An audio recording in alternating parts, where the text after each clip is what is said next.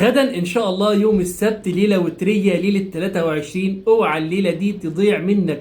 النووي في شرح صحيح مسلم سبحان الله قال ان ليله القدر ليله 23 وليله 27، وعلماء كتير جدا قالوا ان ليله القدر يوم 23. فاعمل كده، انا خلاص النهارده ليله 23 دي هتبقى ليله القدر، وانا هجتهد فيها مش هضيع فيها اي وقت. انت متخيل ان ليله القدر لو ربنا عز وجل أدركك هذه الليلة هتكون خير من عبادة 84 سنة؟ يعني قراءتك للقرآن خير من 84 سنة قراءة القرآن. صلاتك، تراويحك، كل عمل صالح هتعمله في هذا اليوم خير من عبادة 84 سنة. غير ان ربنا هيغفر لك ذنوبك كلها في هذه الليلة، غير ان ربنا هيعتق رقبتك من النار في هذه الليلة.